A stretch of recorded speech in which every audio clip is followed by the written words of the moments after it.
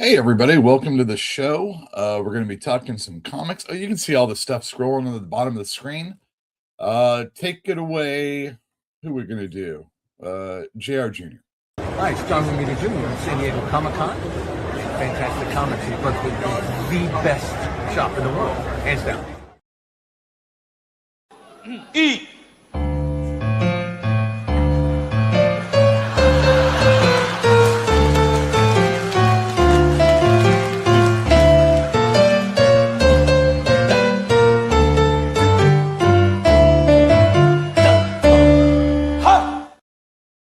The shinola on that one. All right. Now, I would like to address this arts funding issue. Now, this all reminds me of a humorous story of the traveling salesman. Let's say that the taxpayer is a farmer and the government is a salesman. Well, the farmer says you can spend the night in my barn, but do me a favor, don't stick your willy into any of the 3 holes in the wall.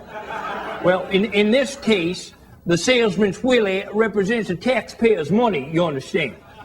Well, the government, like the salesman, can't help himself. Sticks his willy in the first hole, it feels good. Sticks his willy in the second hole, it feels even better. Sticks his willy in the third hole, and it hurts like hell, and it won't let go. Well, in the morning, the farmer comes out and he explains. Behind the first hole was my wife. Behind the second hole was my daughter.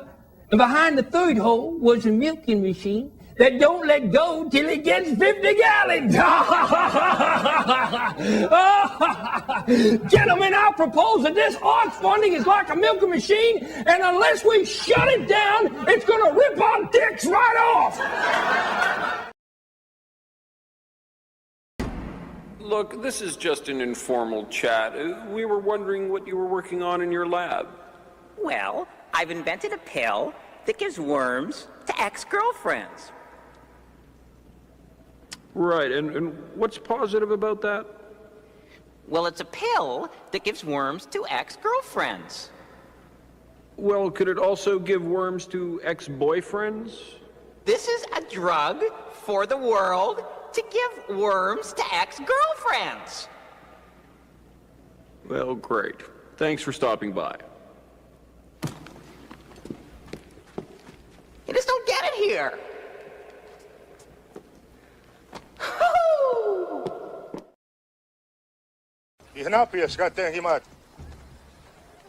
Anybody get that? You know all about Indians. Can you speak to him? I'll do my best. Eins. Nedegwasina. Nobche zonga doing he. Emega, Nakander. No doing. Mix. Beige.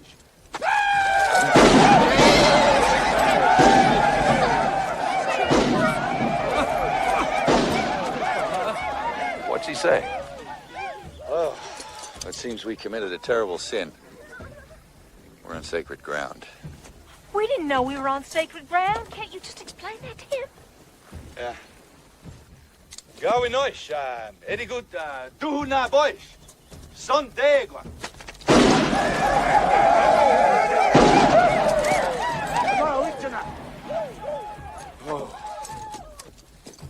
Well, as God's demand a sacrifice, there's no way out of it. Sacred ground is sacred ground. Sacrifice. Human. Aisisa. Oya go chichugs. Nadiang duhu degwa. Enza, Nabuit. Ema Wichana. Vinzoi Zazoik. Mamma mia na. Vege Shumbanai, who in Yadern. Doinyo.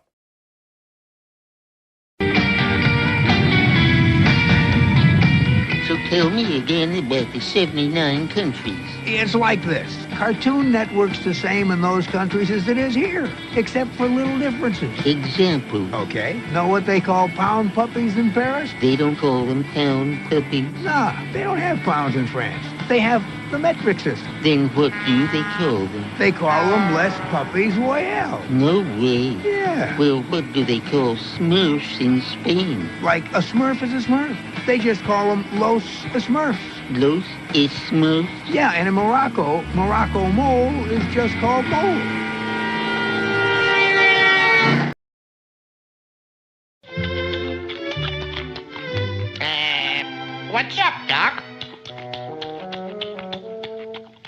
Mama done told me bring home something for dinner. For dinner? What's cooking? What's it you looking for? Oh, oh,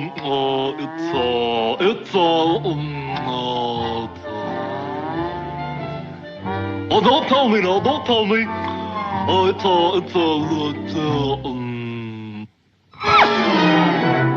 a rabbit.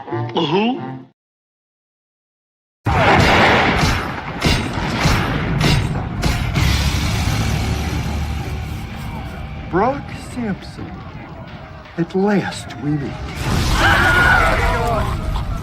Go, my young Padawan learner. This one is mine.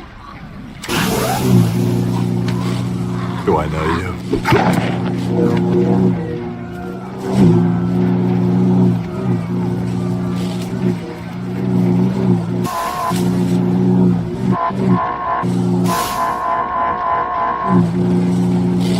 I've been gypped.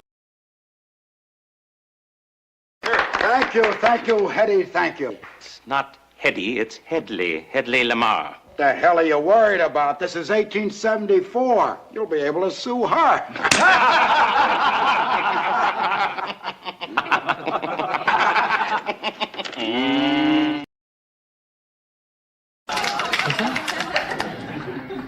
You didn't know. Are you saying I think I'll have a piece of cake with me? Well. You faked with me? Yeah. You faked with me? Yes. No. Yes. You faked it. I faked it. That whole thing, the whole production, it was all an act. Not bad, huh? What about the breathing, the panting, the moaning, the screaming? Fake.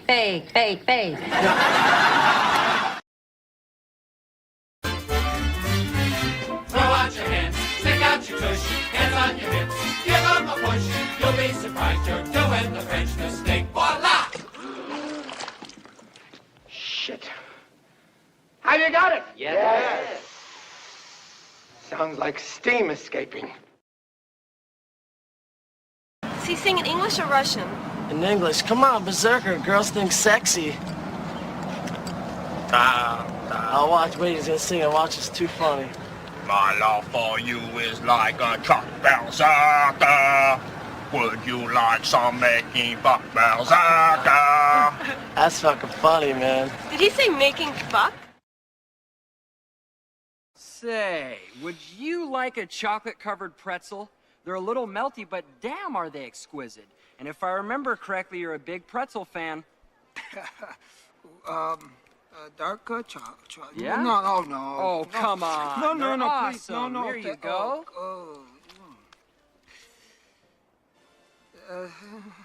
Thank you. Oh.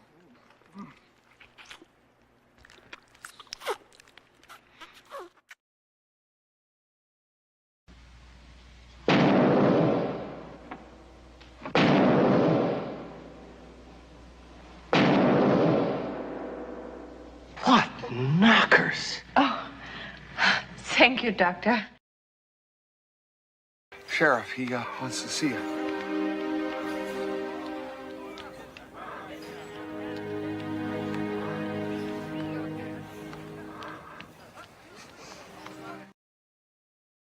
Tell me, Senator, did you nurse Catherine yourself? What? Did you breastfeed her? Now, wait a minute. Yes, I did. Toughened your nipples, didn't it? Oh, son of a bitch. Amputate a man's leg and he can still feel it tickling. Tell me, Mom, when your little girl is on the slab, where will it tickle you? Take this thing back to Baltimore. This could be the last chance I got to do something great in my life. You jerks are just all mad because I'm going to be the one to shatter Boss Hogg's drinking record. Boss Hogg was a big fat redneck from the Dukes of Hazzard. Wade Boggs is a Hall of Fame third baseman. Yeah, it's Wade Boggs' drinking record, okay? The man's a legend. He drank 50 beers on a cross-country flight and then absolutely destroyed the Seattle Mariners the next day, okay? That's why we're doing this, to honor his memory, okay? May rest in peace. First off, Wade Boggs is very much alive. Secondly, the number of beers is actually highly disputed. Some say 50, some teammates said 60, some said as many as 70 beers. Which, to be honest, is an absolutely insane amount of beer. Nobody can drink that much. So, is it true you once drank 64 beers on a team flight to the West Coast? That's something I'm not proud of now. Besides, that number gets distorted each and every year. So, 73. Say, Doc, are you trying to get yourself in trouble with the law? This ain't rabbit hunting season. It's not? No, it's duck hunting season. That, sir, is an investigated fabrication. It's rabbit season. Duck season. Rabbit season. Duck season. Rabbit season. Duck season. Rabbit season. Rabbit season. Duck season. Rabbit season. I say it's duck season, and I say fire.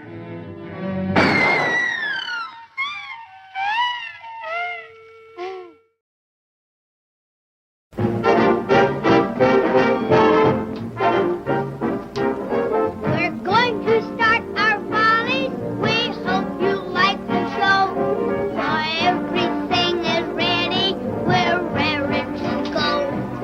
We'll give you all the latest songs and dances full of pep. We're gonna start with high jump. Just watch this chorus steps.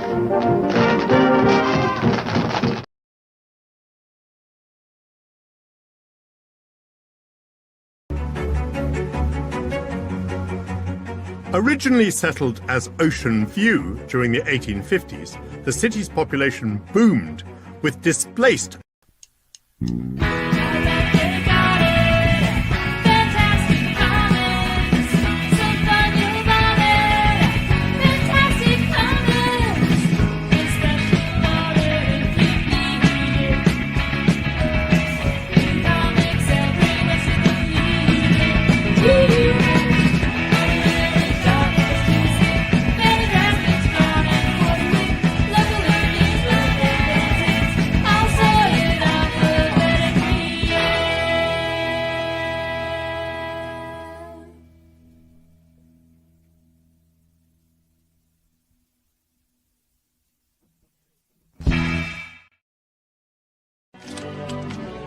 But in my own way, I am king.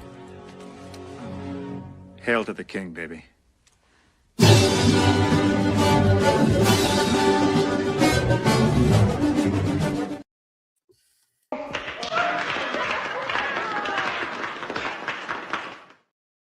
Hey everybody, welcome to Fantastic Comics Presents.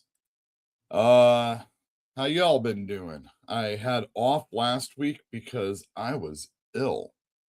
And let me tell you, that Wednesday, I mean, I was sick. I mean, the flu that's been going around, it's a real thing. And yeah, it's true. I didn't get a shot. I should have got the shot. I know. I just didn't. I don't know what's wrong with me. Just didn't. And I was sick I was getting sicker as the weekend went along. But it wasn't until I got home that I would kind of relapse. And so came home Saturday. This is prior to last Tuesday. Saturday, came home and I was just messed up. Sunday, I came home and I was messed up. And it was like directly after eating. And it's just, I would lie down, I'd get the chills, I'd start sweating. I mean, I was sweating in the middle of the evening, in the middle of the night. I'd wake up and I'm like, God, I don't want to move. If I do, I'm going to put my arm. I'd raise an arm and then I just kind of switch it a little bit so that I leaned it back so that it wasn't wet on wet. Horrible. And I just couldn't make it in Wednesday. So anybody that came in the store and they were wondering where I am, you'll see me tomorrow. Everything's great. I still have a persisting cough going on. Jill can attest to this. I had a fit. I have a video just in case there's a fit in the middle of the show. And it was really, really bad. And for me to not come in on a Wednesday, there's 2 days there's so many days I need to be in. And I'm still closed Mondays and Tuesdays. For those of you that are new here, Fantastic Comics isn't just a show talking about comics. We're also a comic book store in Berkeley, California. Every Wednesday to Sunday, 12 to 5 p.m., just like last week, we'll be open for your funny book shopping needs.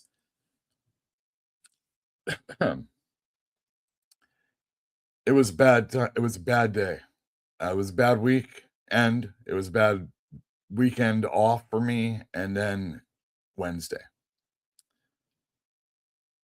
And you know, I'm not on X, and I don't really do much Facebook, although this show will kind of prove that I do sometimes still go to Facebook. I don't Instagram hardly anymore, but I do YouTube. I do a lot of YouTube, and it's a lot of comic books. Recently, I paid for the premium so that I can get no advertising. So I've been doing a lot of movies while I've been like sick. It's kind of lying in bed, having a movie play. First movie I played was Excalibur. Great movie on YouTube. And so many stars. And I mean, I would zonk out, wake up in the middle, zonk out, and that movie was still going.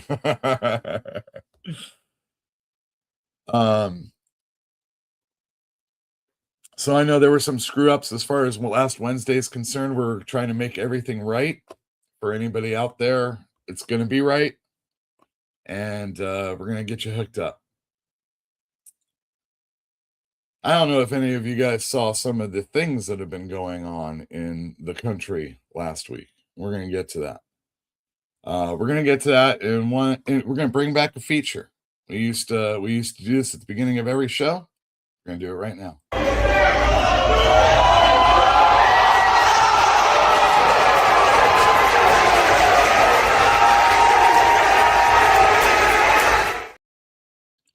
This is going to be a little bit longer than a minute. Recently, I think a couple weeks ago, I talked about how Mick Foley came out. No, was it Mick Foley? No, it was William Regal. William Regal came out and he started talking smack about wrestling and how, you know, you think you can do it now, but your 40s will come, your 50s will come. And if you keep getting dropped on your head and you keep getting dropped on your neck, and he's a guy that knows how to bump. And even he's been messed up in the ring and outside the ring. And he's come back too soon,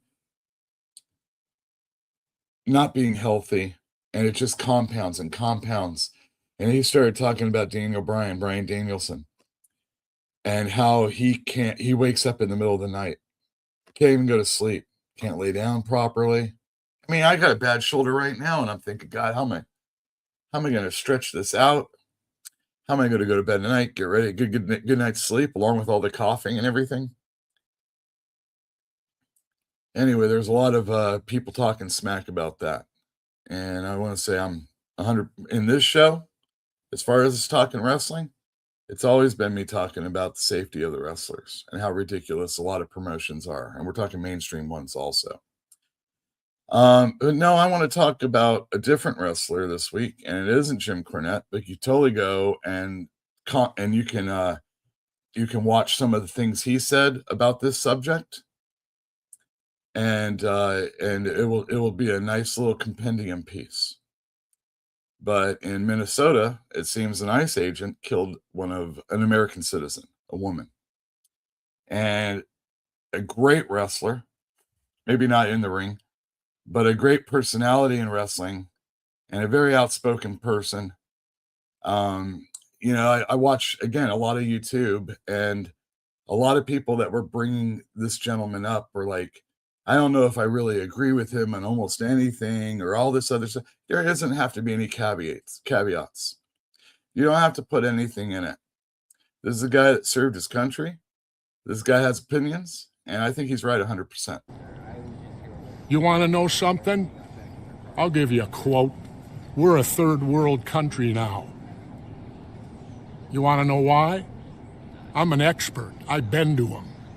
I spent 17 months in Southeast Asia while the draft dodger was playing golf, right? You know how I know we're a third world country?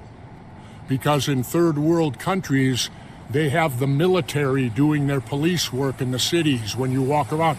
I was in the Philippines the day Ferdinand Marcos declared martial law and went under dictatorship. We went from nobody to a guy with a machine gun on every corner. That's what happens in a dictatorship. In comes the military.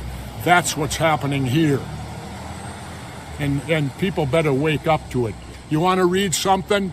Then read your history of Germany and start comparing the tactics of what happened in 1930s Germany to what's happening here. Read history. You'll learn from history. And this is nothing new. This is all repeated. This is a game plan, it looks like to me, you know, of what's going on here. How dare Minnesota, we'll take care of ourselves. We don't need federal troops coming in here without warrants. Some people have said this undermines local law enforcement. It undermines the entire Constitution. The military cannot be turned loose unless it's a national emergency. They're going to tell me this is a national emergency? Message for Trump and or message for Governor Walz? Who was that? You mean the draft-dodging coward? I don't call him by name. He's the draft-dodging coward who, when it was his time to serve his country, he did what all rich white boys did. I wasn't a rich white boy. I grew up in South Minneapolis. Most of me and all my friends are Vietnam veterans. We had to go. But the rich white boys never had to go, did they? And he didn't have to go, did he? And yet he's going to tell me what courage is? Are you supporting Governor Walz and Mayor Fry the way they've been outspoken towards? Absolutely. Good for them and good for these people that stood up. They're teaching their students something, that we are a country, that we have to be a country of law and a country of the Constitution. They're all forgetting about the Constitution of the United States of America. We don't even have it anymore. After January 6th, are you kidding me? And then they all get turned loose, and now they're in charge? So there's a conversation about the comic book store, and some of the conversation that happens at the comic store isn't always about comic books. It's definitely about invasions. I have a customer or two who've served, and I know you're thinking, well, you're in California, the Bay Area. It's not all the same, obviously. I mean, just in my own city where I live right now. It's not like that. You're crazy. Very upsetting, some of this stuff. And it just keeps coming back into the store. So there I am on Wednesday, sick as a dog. I mean, really sick. And you see the shit that's going on. And Jill in the other room, she doesn't watch any of this shit. She doesn't pay attention to it if she can help it because she doesn't want to get involved. Maybe I'm talking for her a little too much, but you know what I mean? It's just too much. And I think for most people it is too much. You know, I don't want to ever watch so much that I get upset all the time. But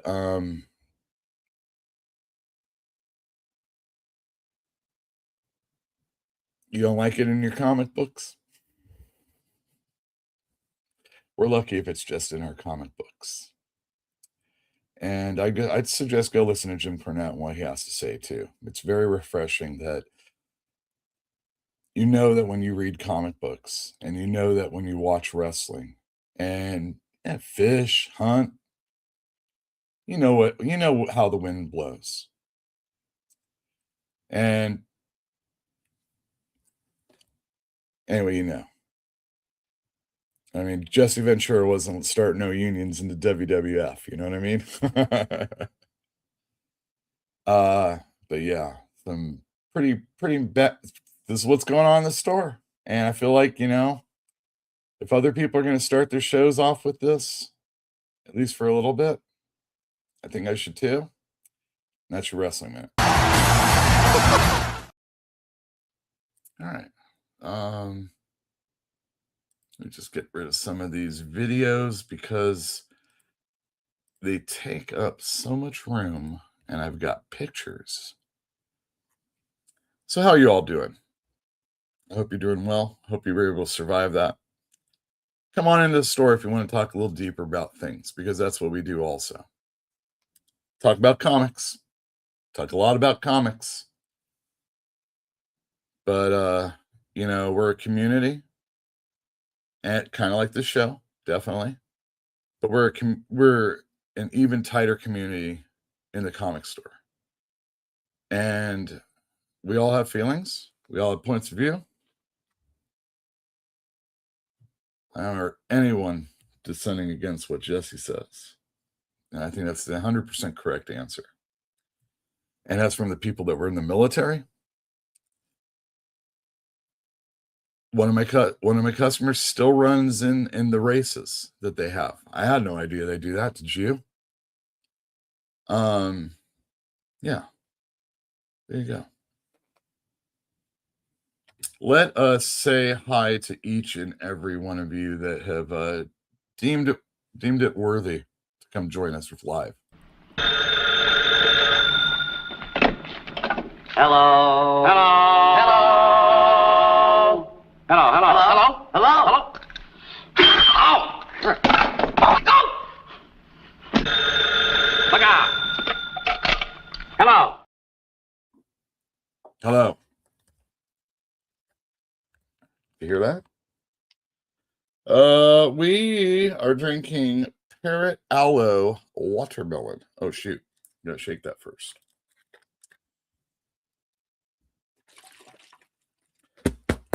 Got chunks in it, floating. God, you got to love that. Not Bobo, though. Ugh.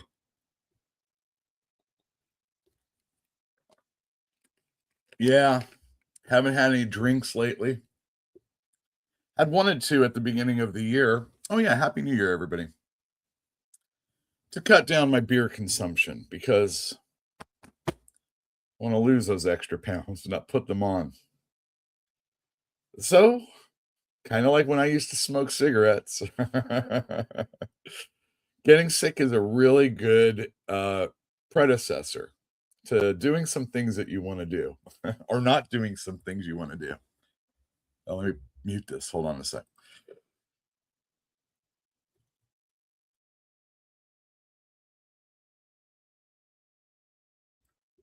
Oh, there we go. We're going to be talking about all sorts of fun stuff. Got NCBD. Speaking of the comic book store, we're going to talk about a comic store, local-ish, that has a GoFundMe page. I'm going to talk a little bit about that also. All right, first up, Eric O'Sullivan. I'll donate to the Go Boop Gizmo instead. Happy New Comic Book Day. I hope I get the Fleece movie poster parody copy of Under the Trees Rights number 5 Wednesday. I hope you do too. And, let me know. I got some books that I have for you, Eric, by the way, that we're working on.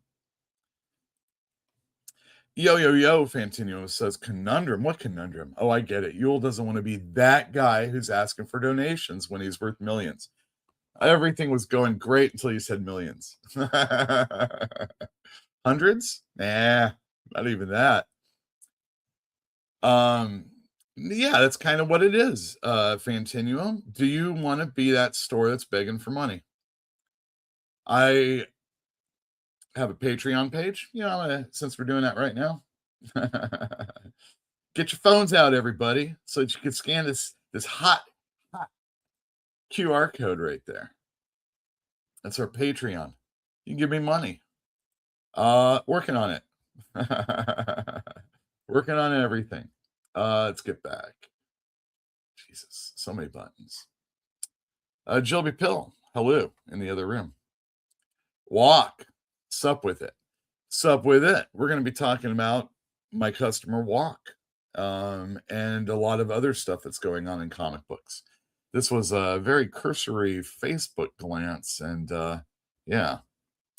Elithalor is here. Hi, all. Jimmy T Finally read Absolute Superman 1 through 6. I like he. I can't laugh.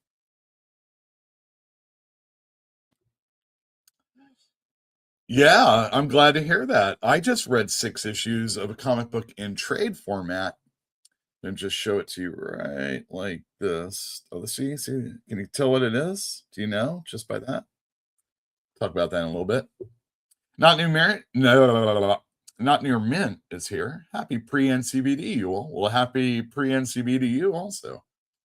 Hope everything is going well all the way out there. Uncanny Spider Guy 616, Shaggy. Yeah, the great Casey Kasem, right? He was Shaggy. He was Robin. What other voices did he do?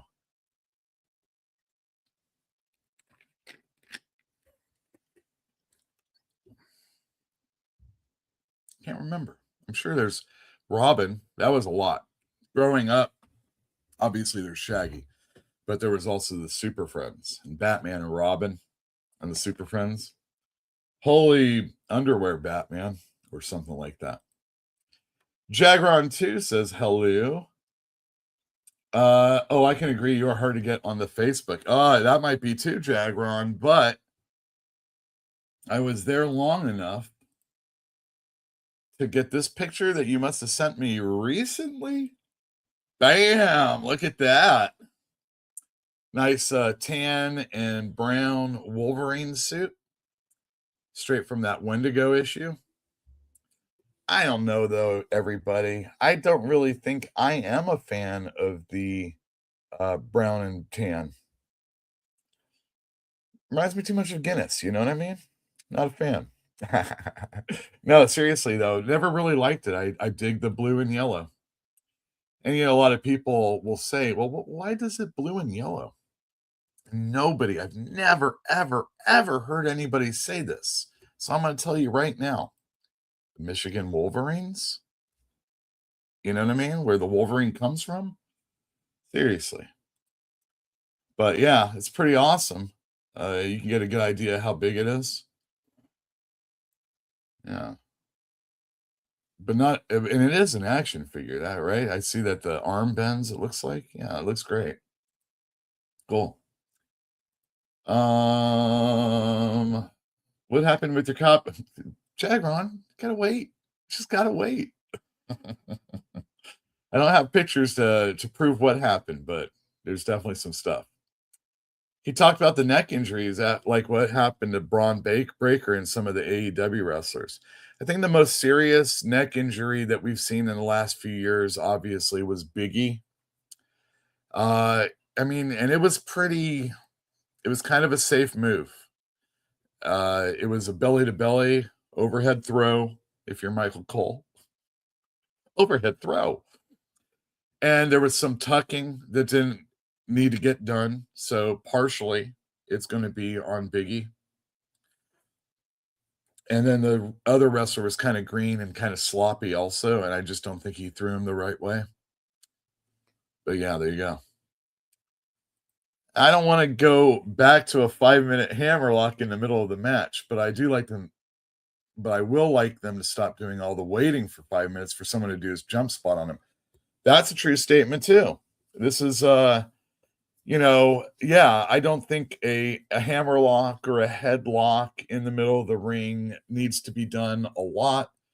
But you know what's great about a headlock? You can tell the wrestler what you're going to do next. And you don't have to yell it across the room like Chris Jericho. You know what I mean? I hear sirens. Yeah, so there you go. So they're the tried and true methods of wrestling still can work today and often have worked today. Whether it's building to a match, building to a long program, or just the match that you're watching. Oh, they just sped by. So, you don't have to always be unsafe. And when you are unsafe, make that be the major move. I mean, can you remember back to when it was Jerry Lawler and Andy Kaufman? And it was one pile driver. And Andy Kaufman was out. Granted, he's not a wrestler. And, they're building a program. And you can't do this all the time, but that means not everybody should be dropping everybody on their heads all the time or doing explosive moves all the time. And a lot of the kickouts that are going right now. I'm not really watching wrestling, but, you know, what the Lord's saying, it just is spitting facts. Amen. Spider Guy says, we need more to speak out. Yeah, more people need to speak out. And yeah, the fact of the matter is, you know, it's been happening before it was a white woman. You know what I mean? She has 1.5 million on a GoFundMe or whatever it is. And I was watching, well, I wasn't watching, but there was a video with thumbnail, and then there's a black man who had the same thing basically happen to him, and he only has like 40,000, 70% of his things funded. So, yeah, not cool. Not cool at all. Jimmy T, facts. Hashtag boycott boycott FIFA. The Lifted Lore. Daniel Warren Johnson posted a nice image of Optimus protecting people from ICE. Daniel Warren Johnson, man. And not only that, that page is going to sell a shit. A ton. So he'll be making money off of it. Dummy says, LOL. Beers for the tears. Oh, well, maybe later. Beers for your birthday. How's that? Dummy says, I look fit, bro. Thank you. I'm working on it. It's all a work in progress, obviously. Capital with numbers says that Jesse clip was amazing, and it's longer than that too. See, the thing was after the protester, after the mother, after the domestic terrorist got shot to death, ICE was attacking a school, a high school, and it was Jesse Ventura's school where he graduated in '69. And he just, he's former governor of Minnesota. Probably not their worst, but definitely not their best. He came out and said something about maybe running again. Oh, don't do this. Don't do this to me, Jesse. You're just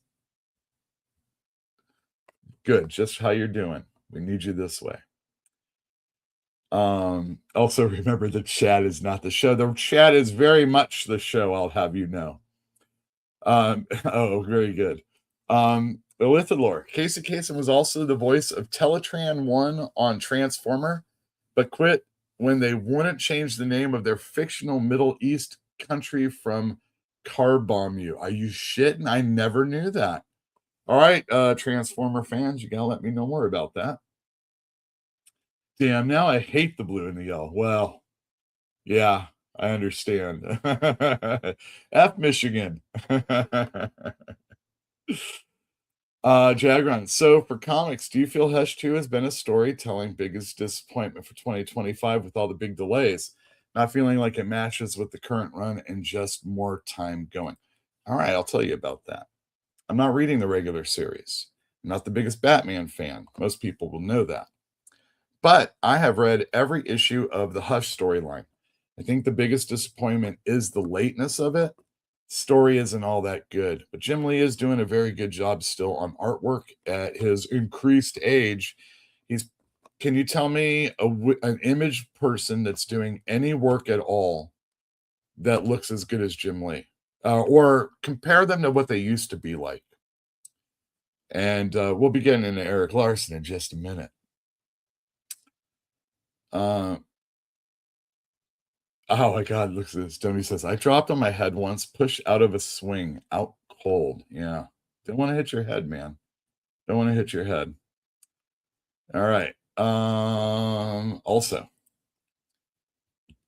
how do you think some people say because of Absolute Universe has done so well, they think DC more self-contained books, not worry about canon and continuity? I think it's the perceived. There's a lot of people that have come to Absolutes new. It's fresh and they like it. But they're new having read comics before. Although I do have young people that are reading it. Young people these days. People in college. So Absolute's getting a lot of those readers. I I don't know about the self-contained aspect of it, but this book that I just read, every issue is self-contained, and I love it. I love it. Because when you think about it as wrestling again. If it's smaller and a little bit more tighter, when you get to the two-part storyline, it's wow. Because remember, you had a really good long run in Uncanny X-Men up to 137. And then you had some one-shot issues, and then a two-shot issue, and then Days of Future Past, 2 issues. 2 issues. It's the greatest story that maybe has ever been told in superhero comics. And yeah, I think this is a thing. Also, Avengers had been like that. A lot of Jed McKay books are like that. Excitement levels can be built up. But yeah, he's good. Oh my god, you guys are talking to each other. If Hush 2's only failing was the delays and not the abysmal storyline, it would still be all right. Yeah, it would still be all right. The story is not very good.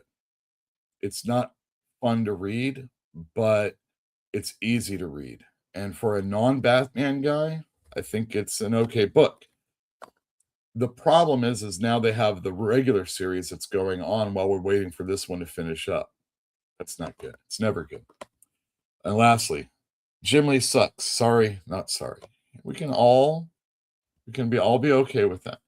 So, but again, going back to the original Image 7, Wills doesn't really do much unless it's a cover. McFarlane doesn't do anything, believe it. You got Mark Silvestri not doing anything. Jim Valentino was never good. And from Facebook, our first headline is going to be this. All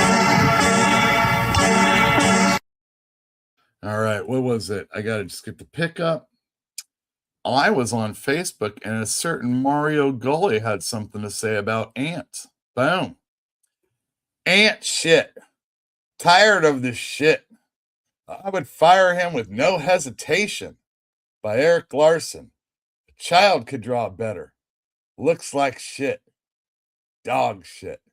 Now that's the Mario Gully writing I come to expect. You know what I mean? Let's be real. Mario Gully was no great shakes either. But this ain't no good either. And it's also very old, so let's be real. The 30th anniversary of Image was a long time ago. And whatever sour grapes you're drinking or eating, I guess you'd be doing, you're squeezing, you're jumping on, so you can have some sour wine. Oh, well, that is. It's sour wine. I get it. I get what sour grapes means now. Mario Gully sold his creation to Eric Larson, and Eric Larson revived it in an Ant miniseries. We're going to call it a miniseries. Let's be real, man. You sucked. Or, I mean, you shit. Looked like shit. All this guy could draw was a big old fat ass in someone's face. And that's all he ever did. And his stuff sucked. And this does too. But, you know, let's be real. So anyway, this was just a day ago, and he was feeling very ashamed about this. Should have felt ashamed about going to prison and having to sell that shit so that you can make some money.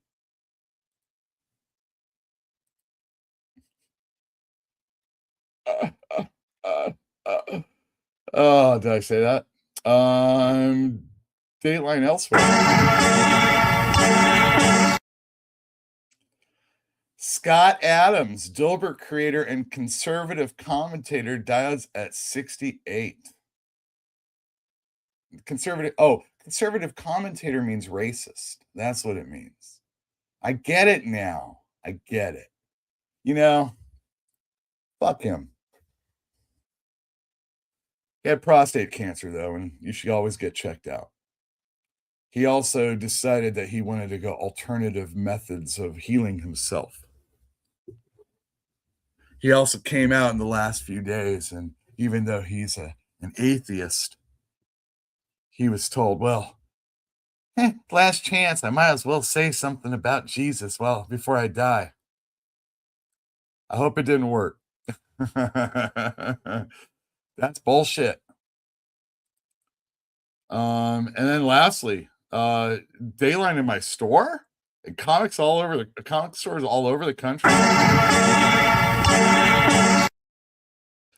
Well, on Facebook, I belong to the Comic Book Retailers Association, and the hottest story has been about the Ultimate Endgame bagged editions. Everybody has been reporting the fact that that the comics inside the bags were damaged. Now, I don't understand how anybody could know that because everything's bagged. But you know how people are with blind bags these days. I got to get the rare one. So it seems that, yes, indeed, every single comic in the bags were fucked up. In fact, I have a customer who pre-ordered 10 of these. And I just asked him, that was Walk. We were just talking about him. Just earlier today, he said every single one has a spine tick. All right, everyone has a spine tick. And I assume they're all cardboard style covers, so we probably can't press that out. But even one of those 10 had a hole in it. Oh, yeah. So I guess Penguin Random House accepting these things wasn't really a thing, but they had to get, probably Marvel involved. And so they're talking about having to strip the covers, all the stuff that goes into it. And, it sucks that the books are damaged, but not everybody gives a shit about condition. Everybody that buys the bags probably does, though. And they're very weird about that kind of stuff. When you have a philosophy of, your comics probably just need to be thrown away anyway when you're done with them. But you don't want to, are you buying this to get the one? Are you buying this to get all of them? Why are you getting so many? You got to make those decisions for yourself. But ultimately, if it's just so that you can have it, it stinks. I understand. But, don't get too hung up on it. And as far as Walk's concerned, he knows I'm going to give him credit for it. And those are the news things that are going on in comic books. Yeah, so many things. Let's go back to chat real quick. Not near mint says, damn you. Well, his first alternative method was begging Trump to save him. Whoops. I love Marvel's response that a portion of the comics were damaged. Sounds like everything was damaged. So the problem is that we're going to get a glut of Marvel blind bags in the future. Daredevil's coming out with a new #1. Whoa. New creative team. And they're going to have blind bags. And there's definitely going to be people that are going to be interested in getting them. Now, I get some for the store because I know some people get blind bags, but unless they specifically ask for them, it's not going to be a lot to choose from. So I'm saving you really when it comes to that. But the blind bags that Marvel's doing, they weren't any more expensive than the cover. So again, I don't know if I can really be too upset about it. I always call in damages when it comes to books, but I was never going to for that book. Just no way you're going to be able to do that. Yeah, and Marvel, it's amazing how Marvel shit the bed on what could have been a layup to end their terrible 2025. Well, I think the sales were doing well, and Marvel's methodology is still doing pretty good for them. I heard a lot of the non-rare books in the blind bags were just the regular A cover. Now that's even worse, and I have no idea as far as that's concerned. This whole blind bag thing is ridiculous.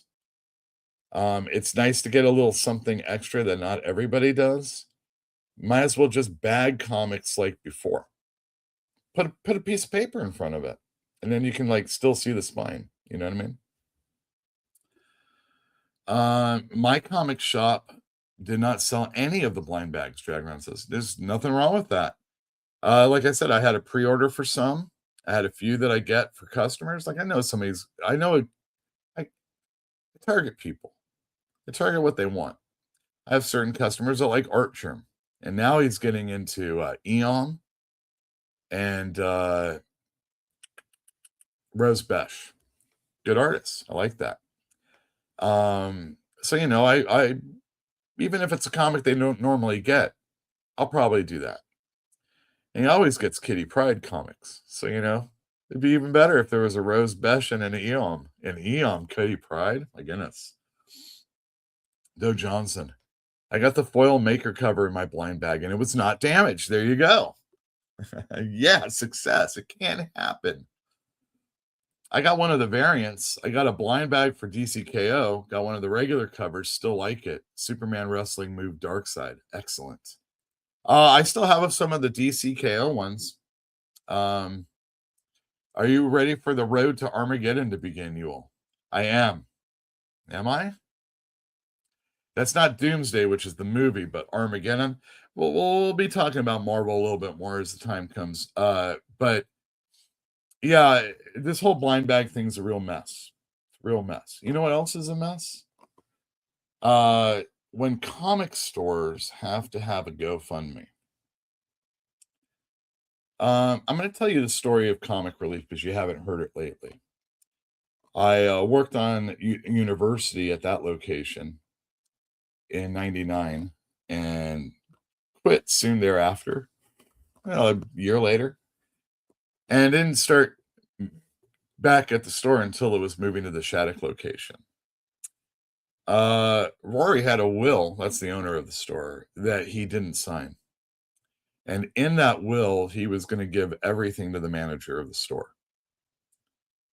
This GoFundMe is kind of like that. Store had an owner that passed on. And the family was going to still keep it, but the manager was going to get a promotion, if you will. Like basically put in full charge, and there was money set aside for that also.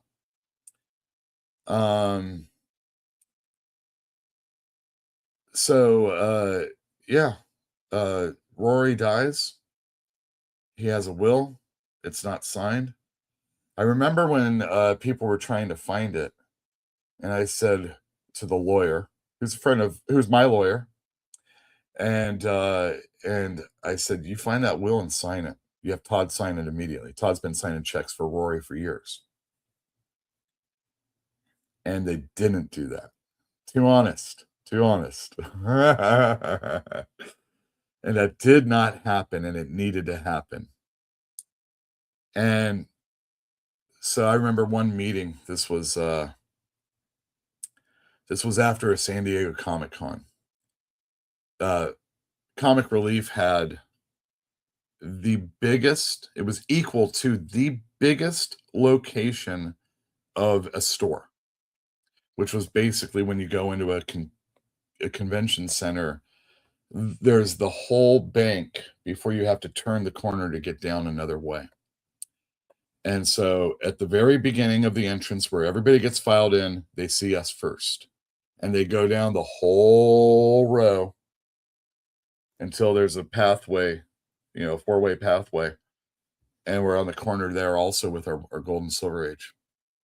The only other store that had that much of a presence was Bud Plant. And it was a bitch to work. Thankfully, I wasn't working that.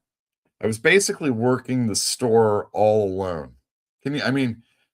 We took a month's, we said we make a month's worth of sales at San Diego over 3 or 4 days. And you can imagine, and that comes back to the store because Rory is horrible. He'll never return that stuff. We got it at a good deal and we're going to keep it. And we're going to buy all the bones that Jeff Smith has. And we're going to buy all the Girl Geniuses that Phil Foglio has. And we're going to buy all the whatever. You know what I mean? We're going to just, that store is selling stuff at 20%, at 80% off. Let's go buy that stuff. And so even though we sold everything, we had to take basically the same amount back with us. We had a truck. What do you care? Always the last out. We were like the Marines, man. The Bridge Burners, if you like fiction.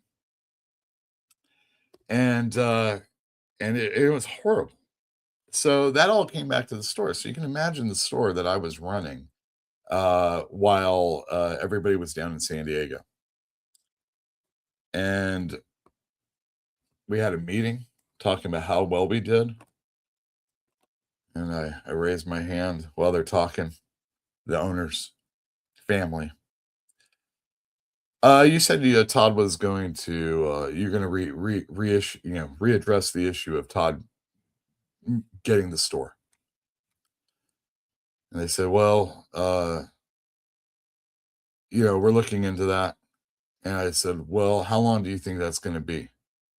And they said, well, it'll be about 2 weeks. Trump. I said, well, I'm giving my 2 weeks because if he isn't owner of the store, I'm not working here anymore. And that got me my lawyer.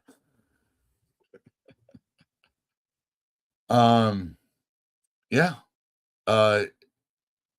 This store that I'm talking about that isn't comic relief had similar-ish stuff going on.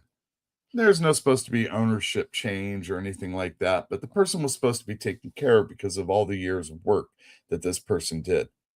And this person stayed with the store while they were stringing him along. I mean, I would go in and I'd talk to him, and he's talking about having hives.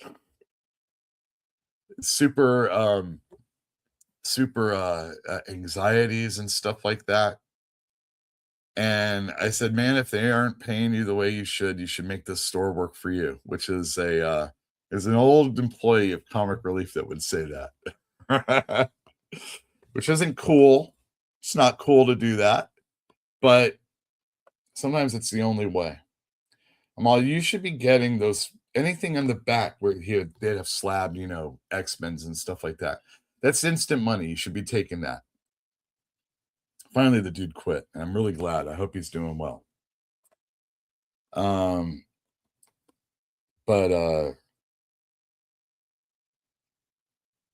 now you're gonna have a GoFundMe? Really? Now you're gonna be asking for money?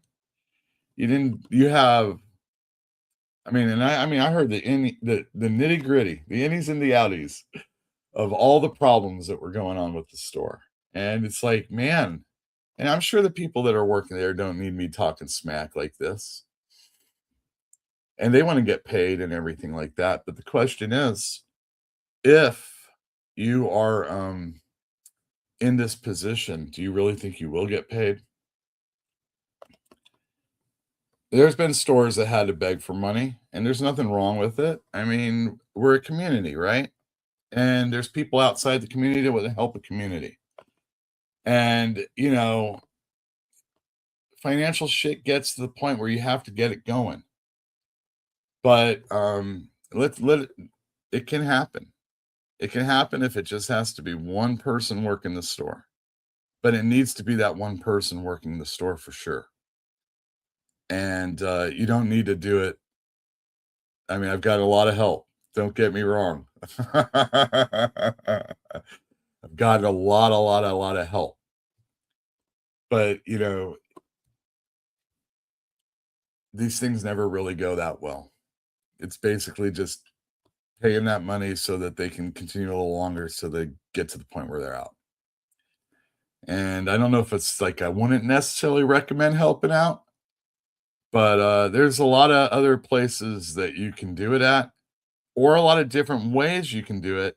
And the first is by going into the store and buying some freaking merchandise. I know you want that big grab of something that you don't have to work for, but that's your job, is to sell comic books, or games or whatever the hell you have in your store. And it's a hard thing to get people into a store regularly. It's a hard thing to get people to come into the store and pick up their stuff.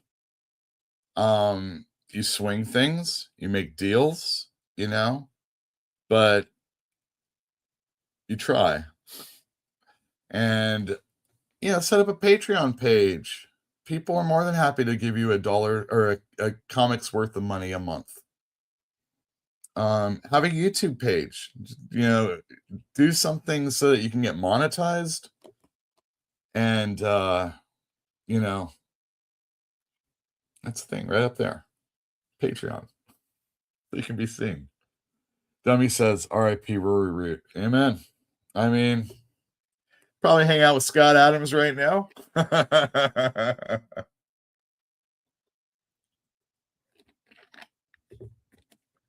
remember when Rory needed help, he asked his customers, you know? And what did they do? They bought some from him, and we were shipping that shit out like crazy back then. They gave us money, the $50. They want to buy this stuff. We got it and we sold it. You know what I mean?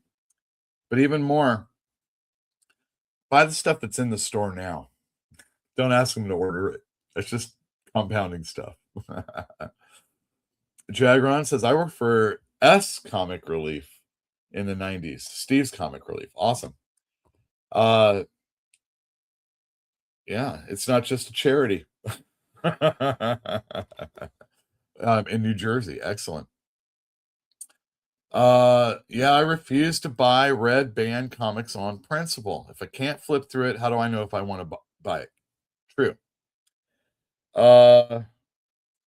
Especially that whole censoring out of dirty words. It's just, and then reading Infernal Hulk #1.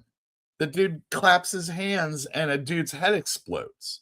Not in a bag. Of all the things that need to be in a bag, it would be that. So you don't give me cursing.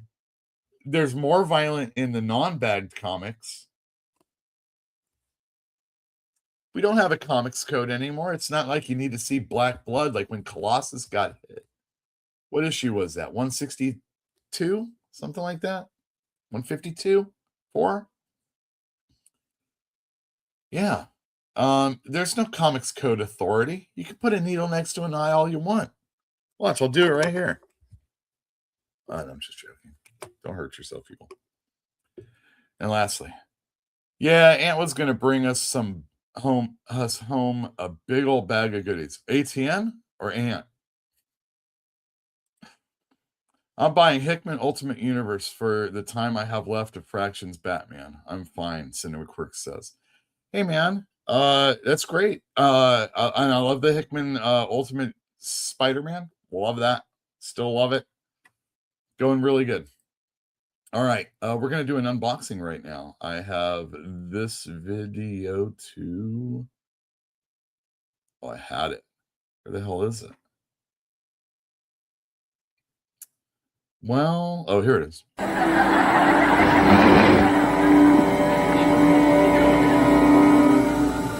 No!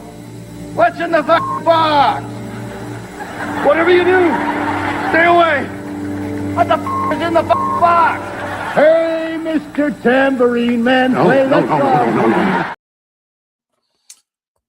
So a while ago, I let you know that a customer of mine, a friend of mine, speaking of people that give things to people, we're going to call him Bob.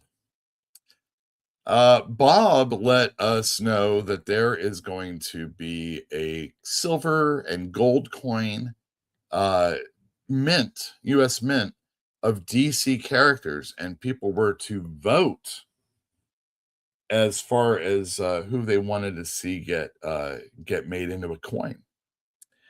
And although this isn't a coin, so I can't take it into a store and get my dollar's worth, it is a metal. And it was actually given to me, but it doesn't have like a nice little rope, so I can't put it around my neck just yet.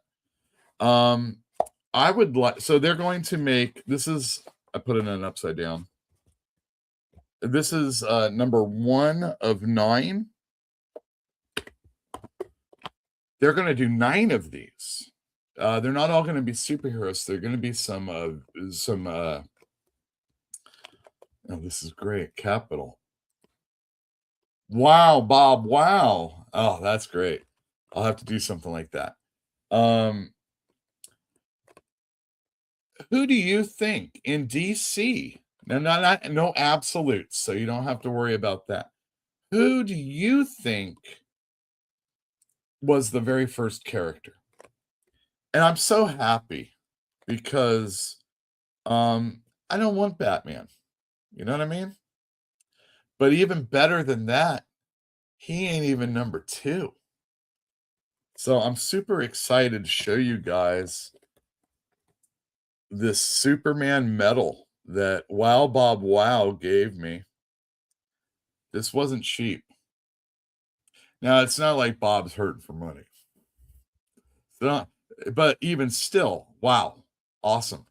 And, seriously, my favorite DC character, at least as far as the Trinity is concerned. And this is great. It opens up like that. Nice, huh? It's got this nice box. And yeah, I'm just gonna pull it out right now. Whip it out. Now I hope this shows. This is great. It's got this literature that comes along with it. I think maybe I'll read some of this to you. No mention of Siegel or Schuster at all in this damn thing. This thing is a matte finish, composition 99.9% silver. Diameter is 2 inches, 50 by 50.80 millimeters by whatever. Weight is 2,500 troy ounces.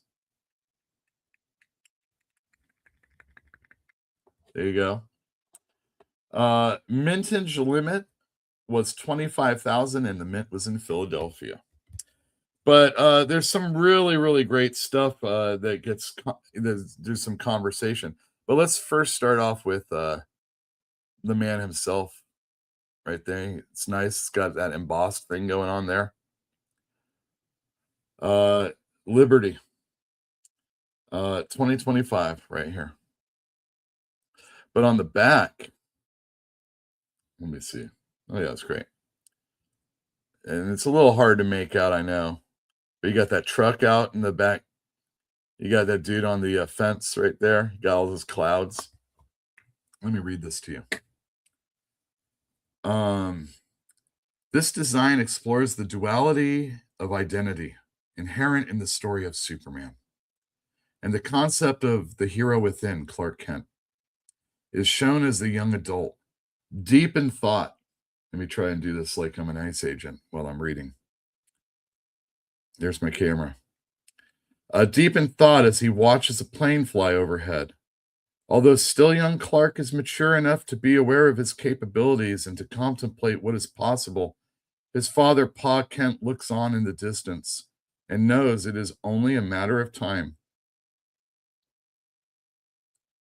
before Clark leaves home to fulfill his destiny. Inscriptions are Superman and Hope and Strength. Cool.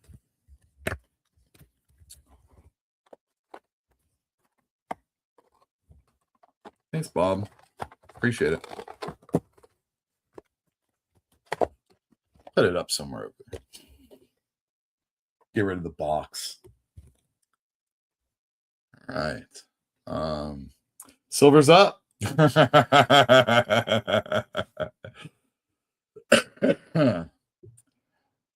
first is Superman. No need for anything else. That's right. But number 2 is Wonder Woman. And that's pretty cool too. I don't know, man. I have so many Batman readers, and I know people that just love Batman. Batman's starting to become like Punisher to me. In fact, Punisher's not that bad.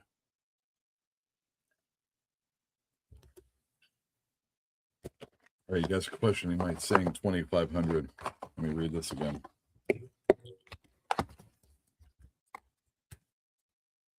Yeah, mintage limit, 25,000, baby.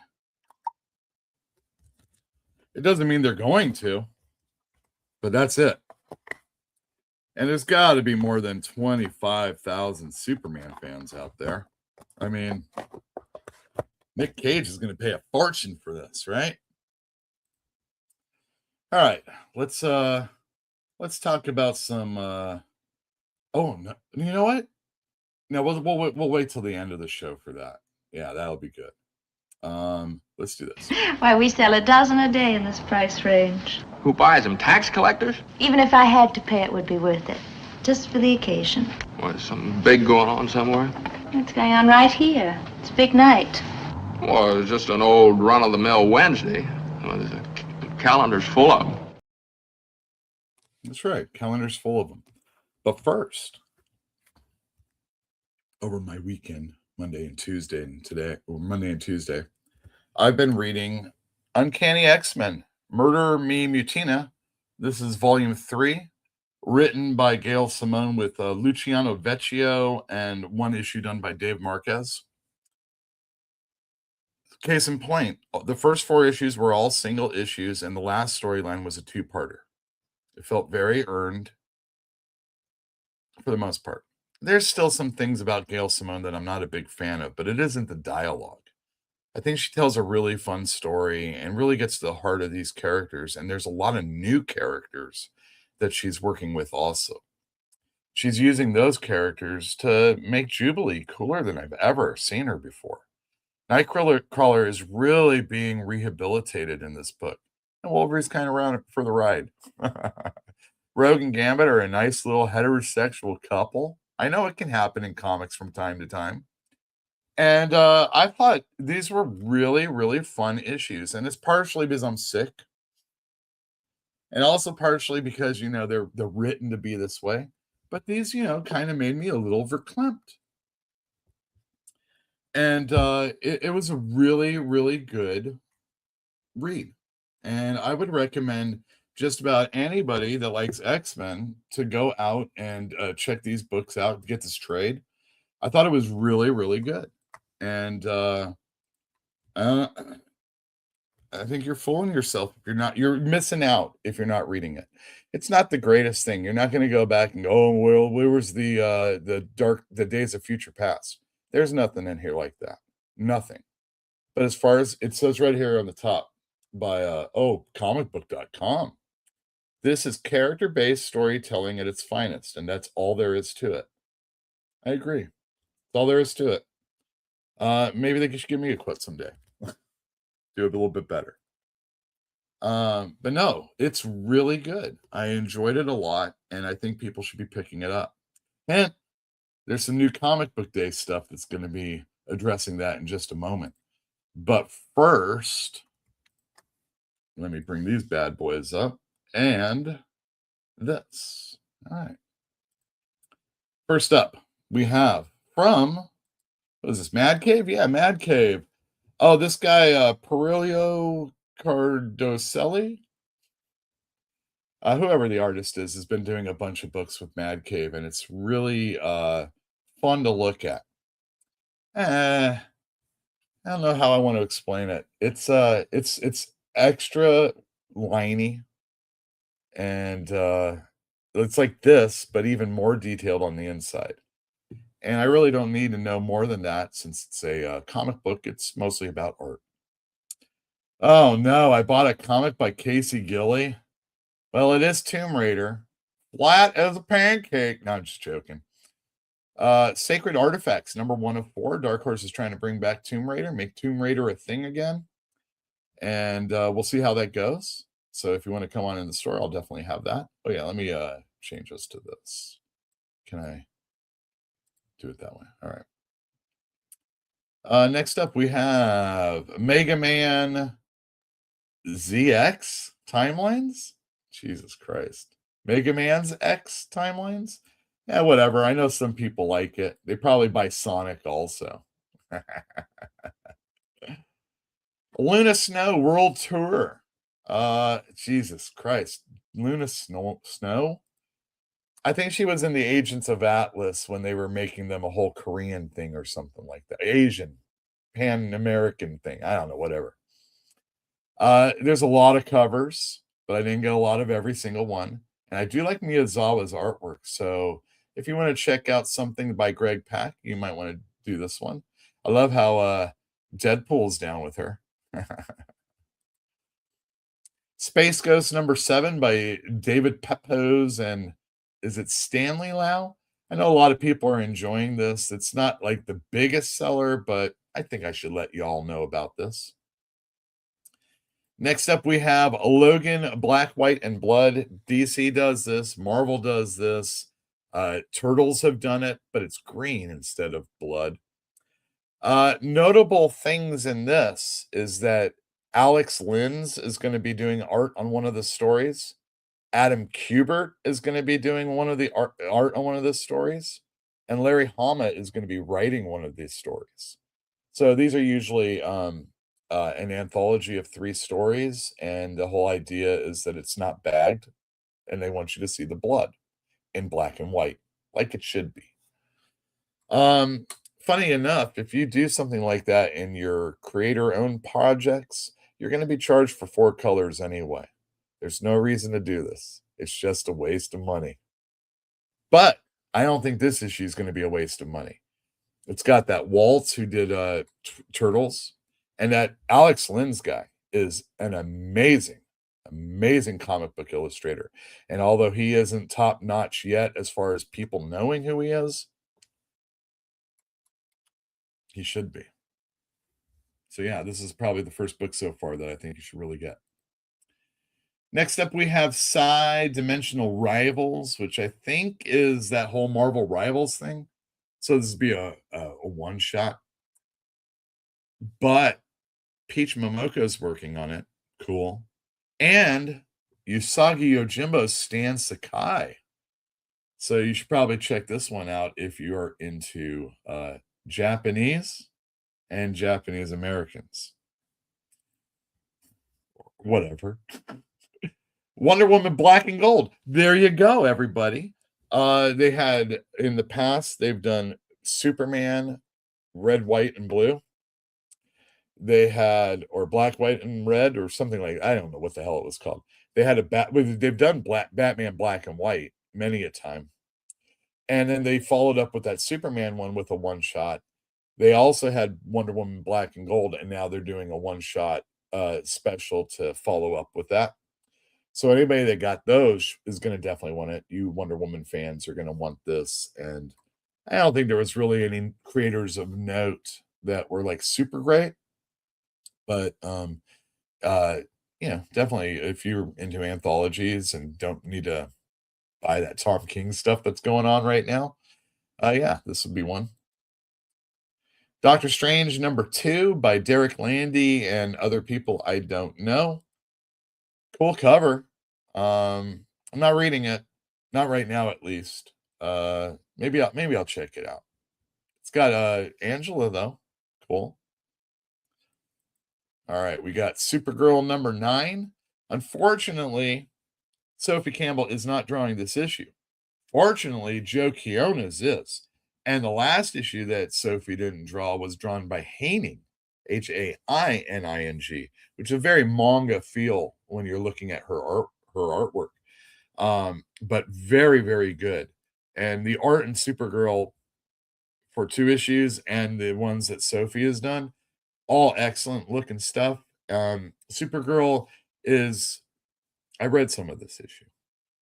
And in this issue, she's betrayed by somebody close to her.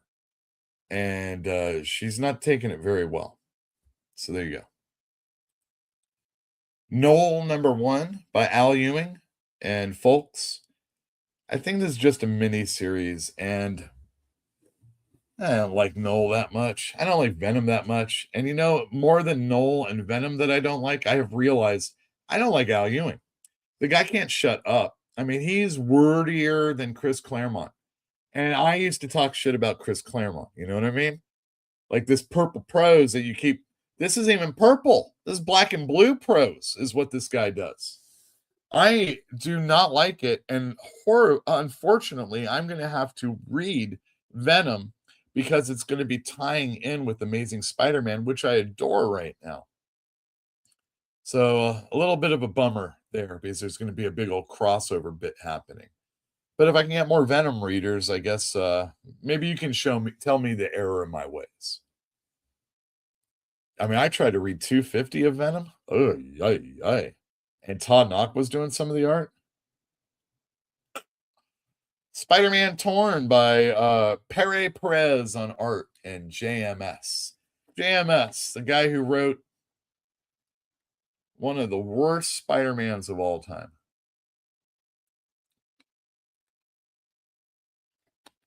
You see, when you have many, many years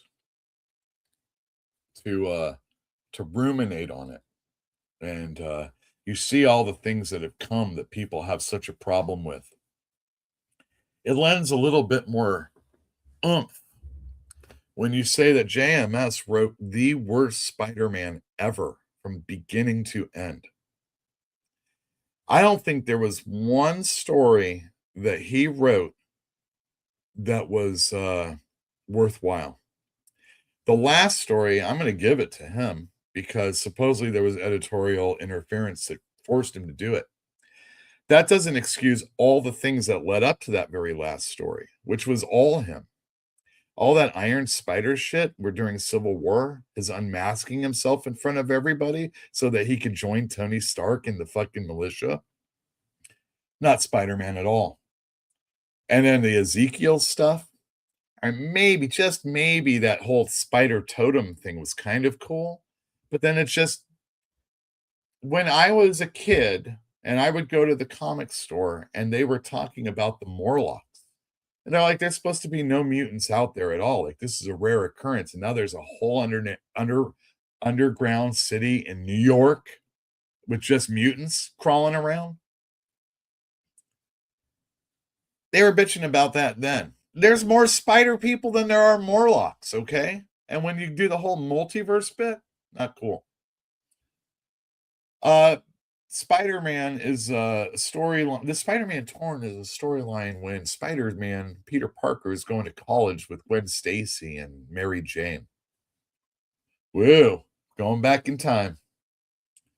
But this is issue 4 and it's got good art. So if you need some Spider-Man that isn't Spider-Man of today, you need a palate cleanser, I guess, or you just can't escape the past, this is a book for you. Dungeons of Doom, #1 by Ben Piercy, Philip Kennedy Johnson, and Carlo Magno and George Jonte on art. Can this be? Is that Justin Mason on art? This is the follow-up miniseries to the One World Under Doom and the Will of Doom one-shot. See, I guess Dr. Doom died. I guess. Boy, he'll never come back. Ever. You mark it right now. 1/13/2026. Yule says Doom will never come back by the end of this storyline. But yeah, people have been really enjoying this in my store. Who am I to fault them? I hear all you go online, you watch people talk about this stuff, and nobody loves this book. This is like the worst, blah blah blah. People liked it in my store. Got a lot of idiots though that come in. G.I. Joe, A Real American Hero. Look at that Andy Kubert artwork on the cover. Paul Pelletier, I got to give it to him. Although I think he was a little bit higher up than a guy like Todd Knock for me. But Paul Pelletier, filling in for the artist that works on this book normally, is doing a really, really good job. It's been a while since I've been reading this. Larry Hama is writing it. But what I need, really, this is a manifestation right now. Please, God, please, Robert Kirkman, do a G.I. Joe, A Real American Hero annual and get Andy Kubert to do the artwork on it. Please. We need something like this right here in G.I. Joe for all time. All right, we got this right here. We need the inside, and Kuberts are good. All Kuberts are good. Kuberts are comics. Kuberts are comics. But yeah, G.I. Joe, A Real American Hero. Gunslinger Spawn. Oh, it just seems like yesterday when that little baby was born, and now it's 50. Don't you worry, there's a plethora of variant covers because Todd McFarlane knows what to do. Just don't put them in a bag. Make sure that gun's on the cover. Every month, make sure I always have a cover with a gun on it. Thank you. Thank you, Todd McFarlane. Thank you, Gunslinger Spawn. What's next? Teenage Mutant Ninja Turtles. Number 13 was a big sellout for me, and I've got more coming in, including the blind bag. It's green.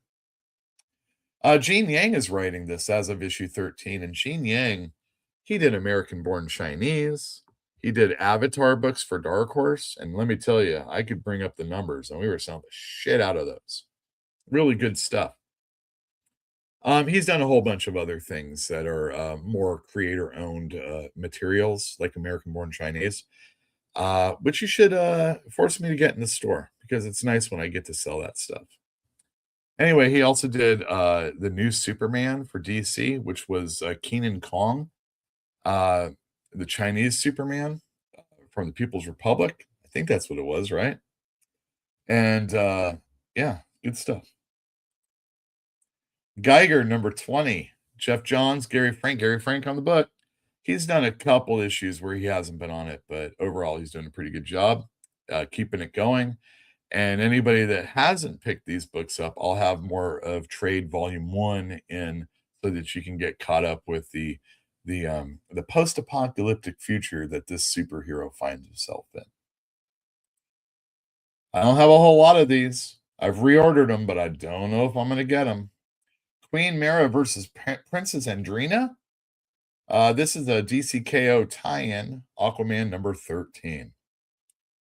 All the DC KO stuff has been doing pretty well for me, but I haven't been over ordering it. So beware. If you're coming in the store and you want that, you better let me know. I think it will be a sellout pretty quick. G.I. Joe number 17. This is part 5 of 5. This was bi-weekly. It's the Dreadnought War. Tom Riley took some time off so that he could get all these books done. And Joshua Williamson is just killing it.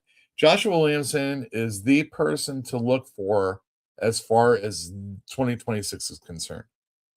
If this isn't the year of Joshua Williamson as far as his career is concerned, he's doing something wrong. Because he's doing Superman, he's doing G.I. Joe, and I mean, these are big hits for him. And then looking forward, he's also going to be doing Iron Man for Marvel. And if anybody can make me care about Iron Man, I think it might just be Joshua Williamson. So looking forward to that. Batman and Robin, number 29. This is the first part of a new storyline. And oh my gosh, the ventriloquist is probably one of the characters. Scarface is one of the characters I most enjoy reading as far as a Batman villain is concerned. So maybe I'll check this one out. It's written by Philip Kennedy Johnson, and although I don't know who the artist is, they've been really good. Let me just add these pictures so I can get the cigarette books up. And then we're almost done with this part. But first, DCKO number 3. Scott Snyder, Javi Fernandez.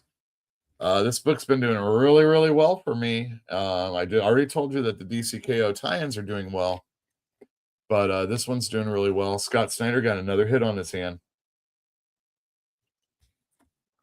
Go figure. You do the Marvel Superhero Secret Wars bit. And people are going to flock to the book. I just want to see my superheroes hitting each other. Supervillains hitting each other. All right, cigarette books. These are behind the counter, so I pull them off for you. Ultimates number 20. Wow, Nick Fury. That's a great cover. Phil Noto on artwork. Dennis Camp writing. Excuse me. Anyway, I'm not reading Ultimates. The only book I read of those are Ultimate Spider-Man. Although I think I am going to try Endgame so I can read that. See how the universe is going to end. Anyway, if you Spider Guy said if you read these all together, it really just, it works really well. So you might want to think about doing that. I have the trades. Avengers number 34, Legacy issue number 800. This has Fareed Karimi on art, Jed McKay, and Brian Michael Bendis, along with Mark Bagley. Oh my God, so many people I don't like. Paul Pelletier, Phil Noto, Mark Bagley. Oh, next you're going to say Leonard Kirk is going to be doing something. I've liked some of these people in the past, but I'm just not a big fan of Brian Michael Bendis. What is he going to be doing coming back to Marvel? Because they already announced that they're doing an Alias series, and he has nothing to do with that. So, like, they're bringing him back. What are they going to do? What's he going to do? What's he going to do? Spider-Man? No. Please don't do that. Joe Kelly's just kicking ass on that. Anyway, Avengers number 34. It's near the end of the Jed McKay run. And God, look at all those Avengers I never want to see in the book. Hercules, Brother Voodoo, America Chavez, Hellcat. She's a Defenders for me. Oh, all the way in the back, though, there was that West Coast Avengers character, Kilowatt, whatever he calls himself now. He called himself Wonder Man is what he did. Yeah. I dug West Coast Avengers quite a bit.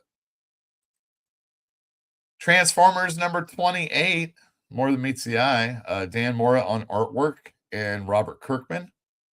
I could have saved this for last because we're going into a spin in just a second, but I already told you how much I really enjoyed Gail Simone's trade, Murder Me Mutina. Mutina's only in the first issue. She's in this one, though. This is the sequel. And what you may not know is that Murder Me Mutina was a movie. And the actress that plays it may be a mutant. I'm not quite sure. But she's the villain of the horror movie. You know, she's killing people. And the kids at the school kind of come and confront her. And there's some spooky shenanigans that are going on. So we'll see where this goes. David Marquez is back on artwork for this. So yay. Looking forward to it. Looking forward to reading this Uncanny X-Men. I'm telling you, man, this book was really good.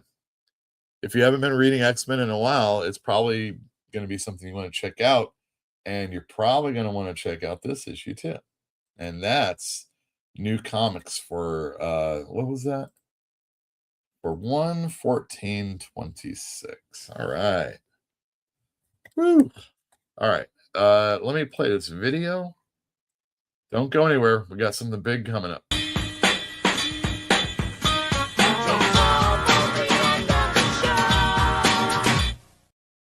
That's right. It's almost the end of the show. I want to let you know about our Patreon page. You can see that QR code right now. You can just go in and type Fantastic Comics. You'll find us. Drop a dime. A sawbuck. Ducats. Something like that. Yeah, if you're interested, it'll help us out.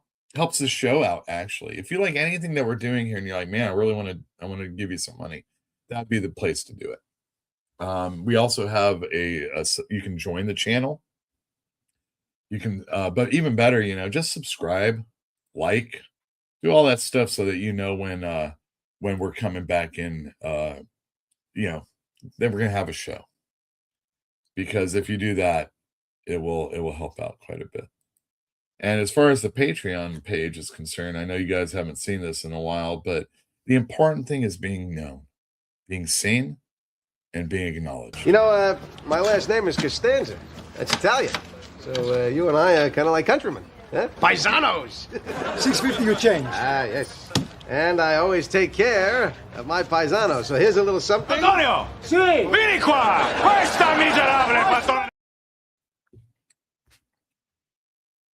You know what I mean? All right, let's give away a comic book. Bill, spin my arm. Come on, come on, come on! Come on, come on! I win a Winnebago. I win a Winnebago! No! So close. I spun it a little too hard. Now let's take a look at this comic right here. Boy, that is a beautiful issue, number 123. Or 23. That's a beautiful issue, 23. Written by Daniel Warren Johnson with art by Jorge Corona, but this is a 1 in 50 variant that we're going to be raffling away. We do it by spinning a wheel, virtually, digitally. And we're going to, we're going to share the screen right now.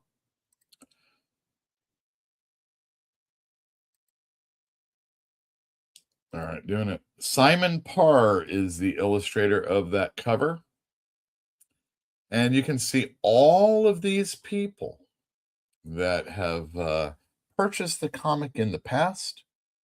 And if you're interested in getting on the 24, you can still buy that one. We also have a bunch that we're going to be raffling off from the Kirkman run. But we're going to have 2 spins. And depending on what happens there, we're going to have a 3rd spin. So let's go. Good luck to everybody involved. Exhale. Filling the space is so difficult. Like, what are we going to do here? Oh my God. Are you shitting me? 2 out of the last 3 winners have been Owen. Is that crazy? Is that crazy? Holy cow. I'm beside myself. Well, you're also able to get into the spin by buying the 1 in 10 variant. And only 2 people did that. Cameron and Fantinuum. Both are multi-time winners, but not with the success of a guy like Owen. Holy cow. He's going to come into this. I'm almost rooting for Fantinuum right now. Can you believe this? All right, good luck, everybody. You too.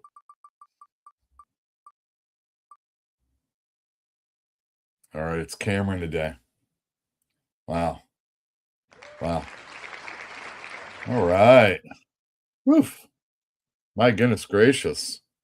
I mean, that is just uncanny. It's just uncanny. How could it's just wrong that he might win again. Isn't it? Do you feel like it's wrong? It's incredible. Here's the break.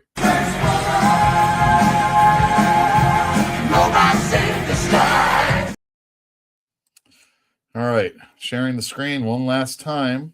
Owen and Cameron. Cameron and Owen. All right, here we go. Round it goes. Who's going to win? Blue or yellow? Oh, it's blue. I mean, people would be talking, don't you think? Congratulations, Cameron. You helped make it, be a possibility. You, my friend, are indeed a winner.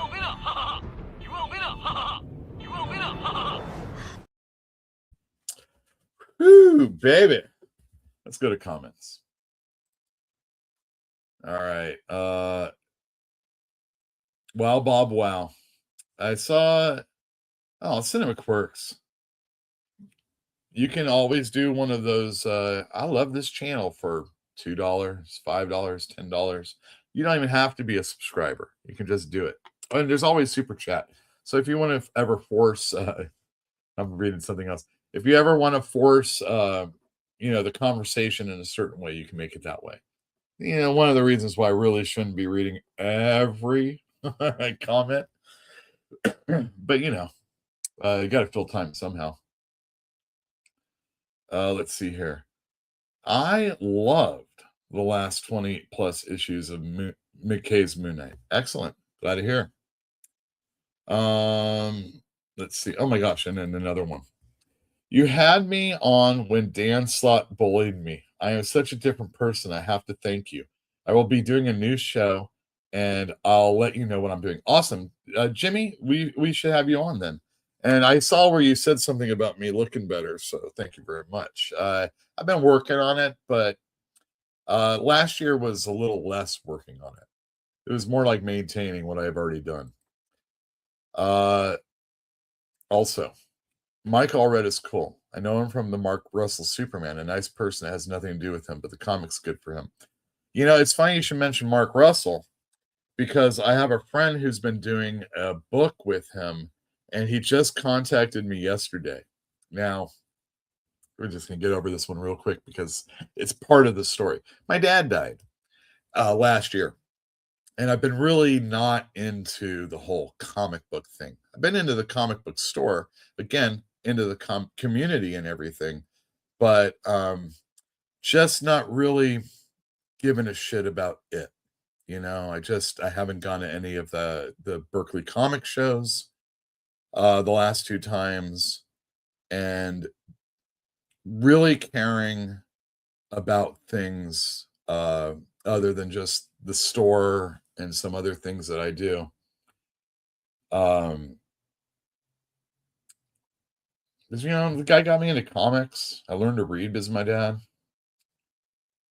Anyway, Mark Russell's artist, Ryan, contacted me yesterday, and he's all, "Did you die? What's going on?" And I said, "No, but my dad did. And I'm not really into comic books right now." The reason why I say Mark Russell is because he wanted me to have them on so that we could have a Mark Russell Ryan interview. This makes me want to do it, though. And probably when that comic finishes and gets traded is probably when something like that should happen. What? Eric Breen's in the channel? Oh my gosh. We'll talk soon. I mean, you just heard it. We're not going to do a Scott Adams retrospective if that's what you were looking for. Good evening, Yule. Good evening. How's your father? Did he? Bennis is Avengers. Oh my goodness. Oh well, that's fine. I'm not the biggest Avengers fan, so it doesn't hurt me. Oh, thank you everybody for joining us. This has been one of the longest shows I've done in a long time. Thank you very much for tuning in. I'm gonna leave you with a different video than I normally do. Let me take this stupid banner down. Stupid Patreon banner. I also have one for Substack, but you can just look that one up also. All right. Thank you for joining us. We shall talk next week. I will be on. Feel a lot healthier. Thank you very much. Come into the store tomorrow, especially if you saw any of those comics that you're interested in. Or if you're interested in this trade, I've got a few of these still. And I'd be happy to show you the other Gail Simone X-Men that she's been working on. And until next week. Howdy, farmers. I'm Big Jim McBob. And I'm Billy Saw Hurock, and welcome to Farm Film Celebrity Blow Up. We got a real good show for you tonight. Yeah, I tell you, we got a real good celebrity guest for you, too. Yeah, she's a singer, and she's in movies, too. Well, look, we could just sit here chewing the fat all night, but I ain't gonna. Me neither. So let's welcome our special guest right now. Yeah, let's have a big round of applause for Miss Bernadette Peters.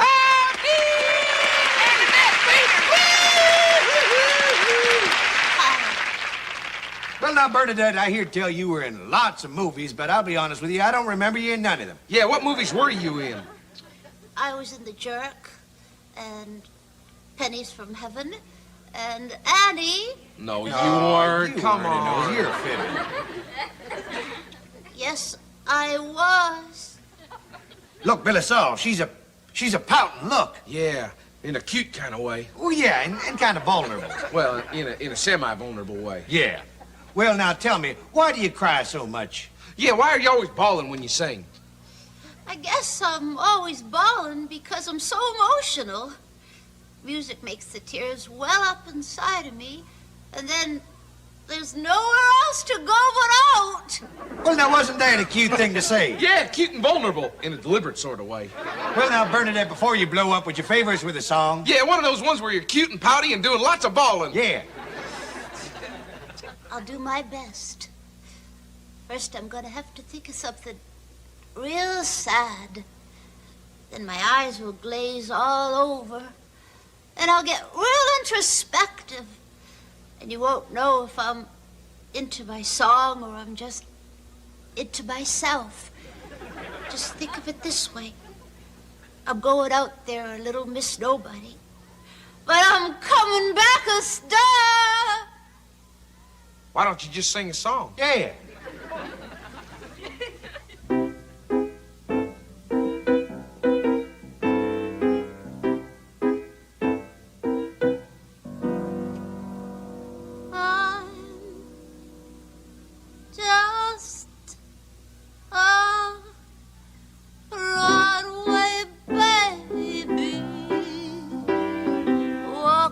on my tired feet, pounded 42nd Street to be enough.